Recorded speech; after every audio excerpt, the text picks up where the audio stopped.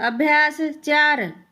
माननीय सदस्यगण कोमा, हाल में उत्तर प्रदेश के राज्यपाल ने हिंदी के विकास के बारे में जो विचार प्रकट किए हैं वे अज्ञान के सूचक नहीं, एक धारणा के सूचक हैं जो हमारा अनुमान है, राज्यपाल महोदय तक सीमित नहीं है, बल्कि कांग्रेस के अधिसंख्यक नेताओं की धारणा है।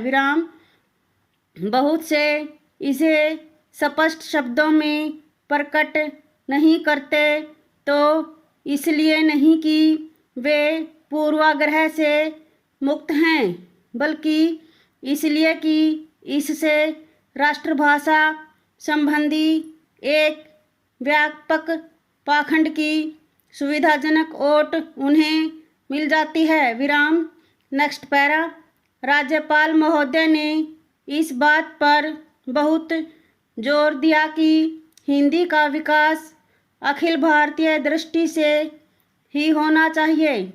सुनने में बात बड़ी अच्छी लगती है, यह बात और भी अच्छी है कि इस भाषा का विकास अखिल मानव जाति के कल्याण की दृष्टि से ही होना चाहिए।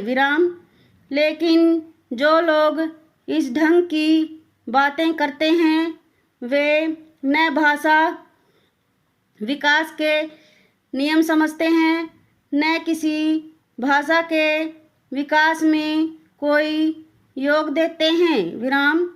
इस तरह के लोगों की कृपा केवल हिंदी पर होती है, क्योंकि हिंदी को संभाव्य राष्ट्रभाषा का नाम देकर इस विचार के सब लोग उस पर मनमानी लाद देना चाहते हैं और इसके स्वाभाविक विकास में रोड़ा अटकाते हैं।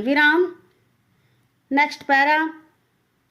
हम अखिल भारतीय दृष्टि से विरोधी नहीं हैं, बल्कि हमने सदा प्रादेशिक, सांप्रदायिक या किसी तरह की भी संकुचित मनोवृत्ति के विरुद्ध राष्ट्रीय दृष्टि और चिंतन का समर्थन किया है।